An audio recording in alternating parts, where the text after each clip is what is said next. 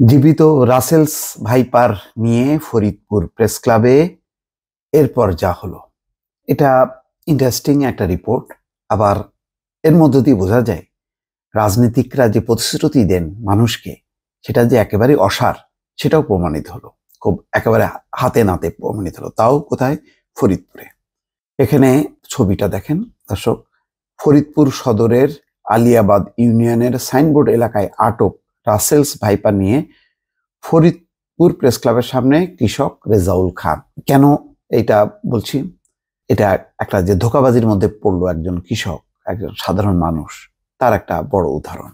এবং এটা নিয়ে তো সারা দেশেই রাসেলস ভাইপার নিয়ে একটা তুলকালাম কাণ্ড চলছে, নানা রকম গুজবও চলছে। স্বাস্থ্যমন্ত্রী সতর্কতা দিচ্ছেন যে কি করতে হবে কি করতে হবে না, নানা কেচ্ছা কাহিনী ইতিমধ্যে আপনারা শুনেছেন। আওয়ামী লীগ নেতার ঘোষিত পুরস্কারের আশায় ফরিদপুরে জীবিত একটি রাসেলস ভাইপার ধরেছেন কৃষক রেজাউল খান। ৩১ বছর বয়স তার। শনিবার সন্ধ্যায় সাপটি নিয়ে আসা হয় ফরিদপুর প্রেস ক্লাবের সামনে। ফরিদপুরে প্রতিটি রাসেলস ভাইপার মারার বিপরীতে গত বৃহস্পতিবার ৫০,০০০ টাকা পুরস্কার দেওয়ার ঘোষণা দেন জেলা আওয়ামী লীগের সাধারণ সম্পাদক শাহ মোহাম্মদ ইশতিয়াক আরিফ।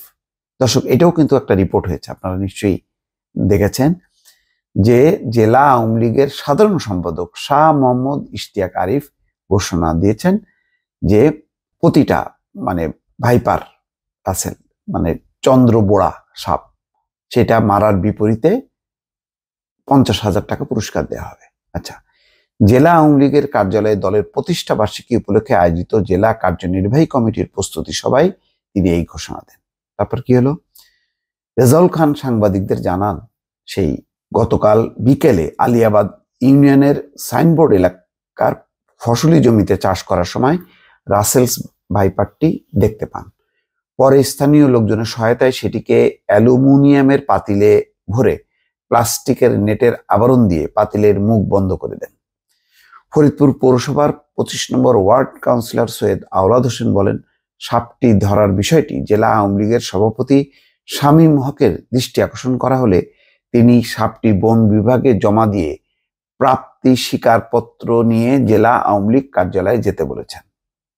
দেখেন, তিনিও কেমন নেতা যে উপদেশ দিলেন যে ওই বন বিভাগে যাবে, তারা ওটা গ্রহণ করবে, প্রাপ্তি স্বীকার করে একটা কাগজ দেবে, সেই কাগজটা নিয়ে আসতে হবে। আচ্ছা, কৃষক রেজাউল খান ফরিদপুর সদরের আলিয়াবাদ ইউনিয়নের সাইনবোর্ড এলাকার বাসিন্দা মনোরুদ্দিন খানের ছেলে। আচ্ছা, রোববার দুপুরে ওই সাপ জমা দিতে প্রাপ্তি স্বীকারপত্র নেওয়ার জন্য বন বিভাগে নেওয়া হলে বন বিভাগ পত্র দিতে অপারগতা প্রকাশ করে। কেন? ফরিদপুরের বিভাগীয় বন কর্মকর্তা গোলাম কুদ্দুস ভূঁইয়া বলছেন, সরীসৃপ জাতীয় প্রাণী ধরার কোনো বিধান নেই, বরং ধরাটাই অপরাধ। কারো জালে আটকে গেলে সে অন্য কথা।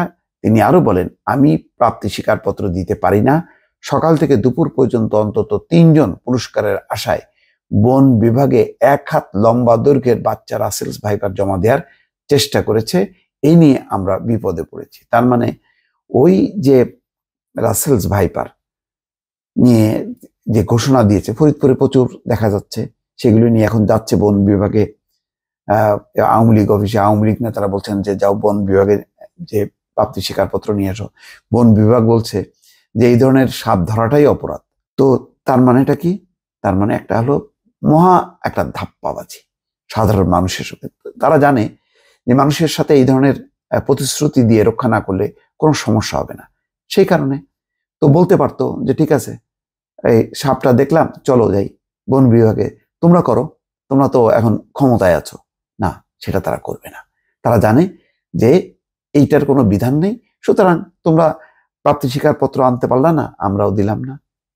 এই হচ্ছে আমাদের রাজনীতিকদের প্রতিশ্রুতি। দর্শক, ভালো থাকবেন। আল্লাহ হাফেজ।